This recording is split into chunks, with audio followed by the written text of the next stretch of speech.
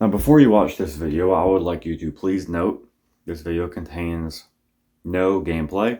This is strictly a review. I'm not going to cover every single question that you might have, so leave them in the comments and maybe I'll answer them. Have a good day. I have my 3 EPM1s. I'm going to shoot them over here across the water. I'm using 2.5 tracers. I'm going to show you just how long the gas reservoir will last, just how many BBs you can get out with one gas fill. We're using Elite Force 2.5 tracers. We're going to be using the 5 BB setting, not the 10, so we can save our shots. Hard to do that when you're firing 5 BBs at once. But I'm going to show you just how far out it goes. It goes pretty far, especially with 2.5s. Not so much with 2.8s and 3.2s, both of which we also tried.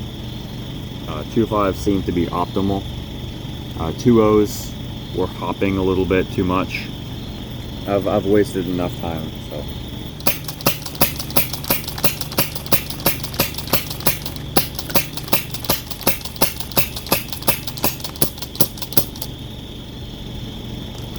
There we go, out of the first mag, onto the second.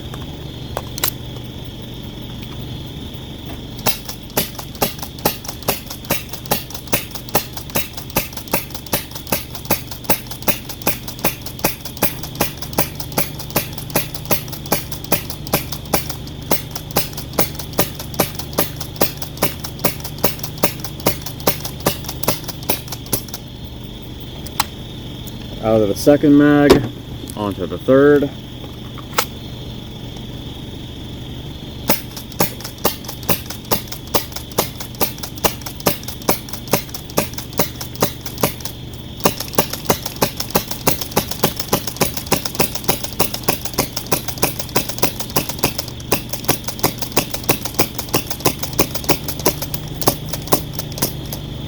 Out of the third mag, and as you can hear, it is still pushing out gas.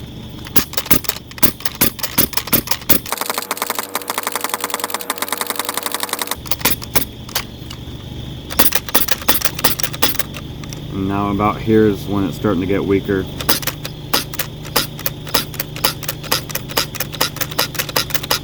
Now we're out. So I'd say, I only have 3 EPM1s with me. I'd say you could reliably get 4 EPM1s worth of shots out. That is going to be about, what was that, 250 shots for you? 200 shots? That is a very strong amount relative to the fact that it is a gas shotgun. For the very low price of less than $300, this is an incredible deal, I would say. Between the fact that you can alternate how many BBs it fires, it's more than 3, so it's not a tri-shot. It's using 1 barrel, so you can put normal Airsoft tracer units on it. It takes standard AEG mags.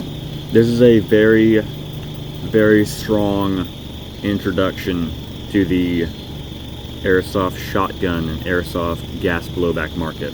It does not, however, come without drawbacks. All the time I was firing, I was deliberately firing into the water, and even then, that's probably about 30 feet from here. That's not far. It drops very considerably, even over short distances. You're not going to get anything resembling range out of this. You're not going to get anything resembling accuracy. Even at that 25-30 feet, we're seeing very noticeable deviations between shot to shot. We're getting some that are going all vertical or all horizontal, and that's part of what G&G was bragging on this shotgun about is it's like a shotgun, and even over that 25 to 30 feet, you're going to see more shotgun-like behavior than you typically would out of a typical tri-shot. I like this gun. I'm going to be using it a lot. Already I've loaned it out to a buddy for him to use during games. I have not personally used it in games yet. There is a longer version of this gun. This is the G&G ESG B10 2.0. There is a 1.0 with a longer inner barrel, longer handguard, more rail space, but it doesn't look as stupid, which is why I bought this instead of the 1.0. I hate how this looks. This looks like a gun from Cyberpunk. This looks like how a child would draw a bullpup, and they're not wrong. I hate this. I hate looking at it, but it's fun. Ooh yeah, what's in the cavity?